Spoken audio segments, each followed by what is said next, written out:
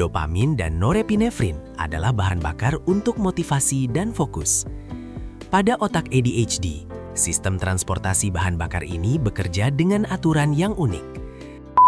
Namun, peta ADHD memiliki fitur tersembunyi yang luar biasa, hyperfocus. Ini adalah keadaan flow yang begitu dalam di mana waktu seakan berhenti dan dunia di sekitar lenyap. Strategi selanjutnya adalah desain lingkungan. Otak ADHD menyerap apa saja yang ada di sekitarnya. Jika lingkungan kacau, pikiran pun kacau. Bayangkan Anda terbangun di tengah hutan belantara yang asing. Pepohonan menjulang tinggi menutupi langit. Semak belukar begitu rapat hingga Anda sulit melangkah, dan kabut tebal menyelimuti pandangan. Anda tahu Anda harus bergerak. Anda tahu Anda harus mencapai suatu tempat. Tetapi Anda tidak tahu arah mana yang utara, selatan, timur, atau barat. Setiap langkah terasa berat, penuh keraguan, dan melelahkan. Selama bertahun-tahun, mungkin inilah yang dirasakan oleh seseorang dengan neurodivergensi tanpa nama. Rasa tersesat yang kronis, bukan karena kaki yang lemah, tetapi karena ketiadaan orientasi. Tanpa diagnosis, hidup seringkali terasa seperti berjalan dalam lingkaran setan. Anda mencoba sekuat tenaga, berlari lebih kencang dari orang lain. Namun entah mengapa, Anda selalu kembali ke titik yang sama. Kegagalan menyelesaikan tugas, kunci yang hilang, janji yang terlupakan, dan potensi yang seolah menguap begitu saja. Dunia luar melabeli ini sebagai kemalasan atau ketidakpedulian. Namun jauh di dalam diri, Anda tahu mesin Anda menyala, tetapi kemudinya seakan tidak terhubung dengan roda. Ini adalah penderitaan diam-diam dari navigasi tanpa koordinat. Lalu, momen itu datang, diagnosis ADHD. Banyak yang takut bahwa kata ini adalah sebuah vonis hukuman seumur hidup, sebuah stempel cacat yang permanen. Namun, mari kita ubah perspektifnya hari ini. Diagnosis bukanlah vonis bahwa Anda tidak akan pernah bisa keluar dari hutan ini. Diagnosis adalah momen ketika seseorang akhirnya meletakkan kompas di telapak tangan Anda. Untuk pertama kalinya dalam hidup Anda, jarum penunjuk arah itu berhenti berputar liar dan menunjuk ke satu arah yang pasti. Ini bukan akhir dari perjalanan, melainkan awal dari navigasi yang sebenarnya. Seringkali, masyarakat dan bahkan sistem medis memperlakukan diagnosis sebagai sebuah kotak. Kotak sempit bertuliskan gangguan. Jika Anda masuk ke dalamnya, Anda dianggap terbatas, rusak, atau kurang. Namun, dalam filosofi sains modern, kita harus membedakan antara peta dan wilayah. Diagnosis ADHD hanyalah sebuah peta. Peta bukanlah wilayah itu sendiri. Peta adalah representasi simbolis yang membantu kita memahami medan. Otak Anda adalah wilayahnya, luas, liar, kaya, dan penuh potensi yang belum terjamah. Jangan pernah mengira bahwa peta yang Anda pegang adalah batas dari kemampuan Anda. Mari kita lihat wilayah yang sebenarnya. Otak dengan ADHD bukanlah otak yang rusak secara struktural. Ini adalah otak dengan sistem pengkabelan yang berbeda. Bayangkan sebuah superkomputer dengan sistem operasi yang dirancang untuk kreativitas eksplosif dan respons cepat terhadap stimulasi, bukan untuk penyimpanan data linier yang membosankan. Dalam tinjauan neurobiologi, kita melihat variabilitas dalam reseptor dopamin dan konektivitas sirkuit frontal striatal. Ini bukan tentang ketidakmampuan untuk fokus, melainkan ketidakmampuan untuk mengatur arus atensi yang begitu deras membanjiri kesadaran. Di tingkat mikroskopis, kita berbicara tentang ekonomi neurotransmitter, mata uang energi otak Anda. Dopamin dan norepinefrin adalah bahan bakar untuk motivasi dan fokus. Pada otak ADHD, sistem transportasi bahan bakar ini bekerja dengan aturan yang unik.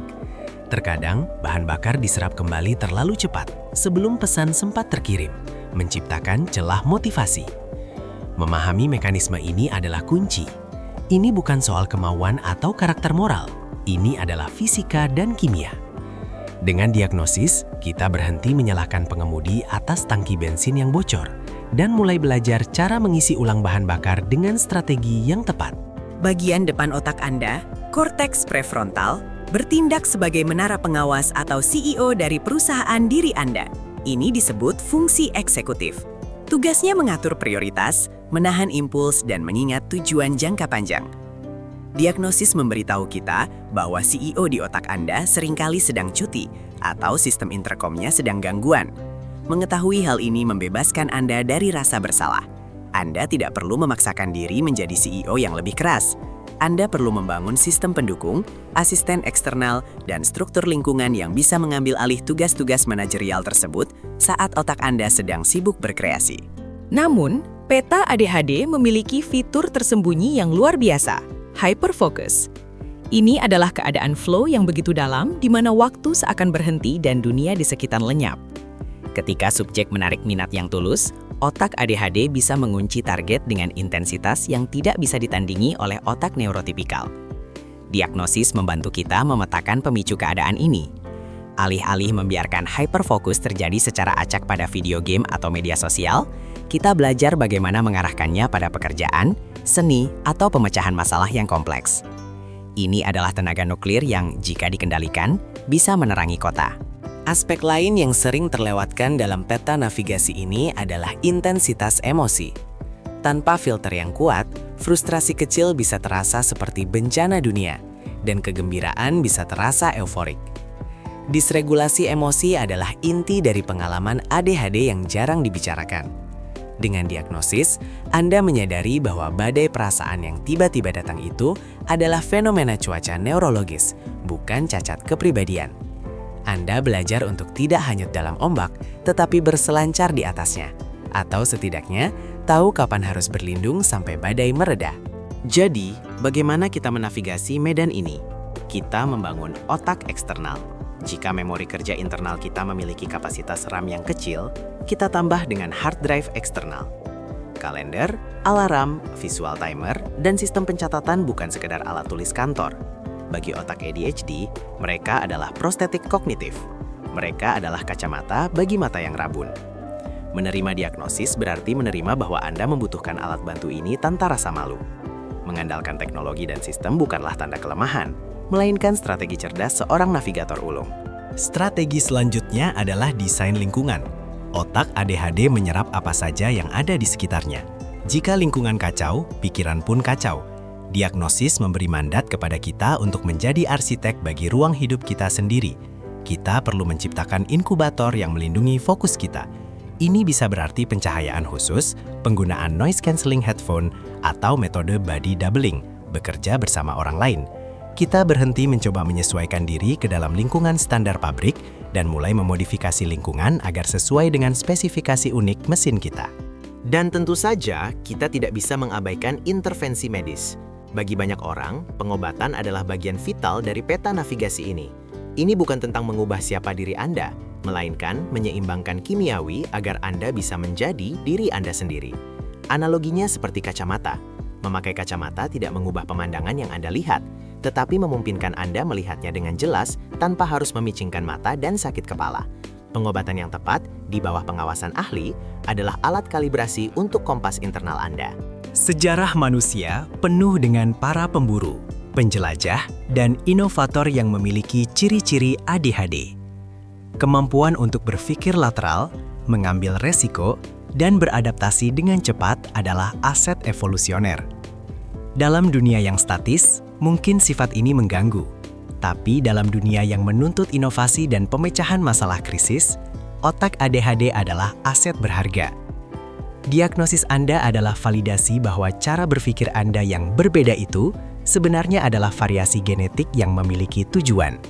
Anda adalah pemburu di dunia petani. Kembali ke analogi hutan kita. Dengan peta yang benar dan kompas yang terkalibrasi, hutan yang tadinya menakutkan kini menjadi taman bermain yang luas. Anda tidak lagi tersesat, Anda sedang bereksplorasi.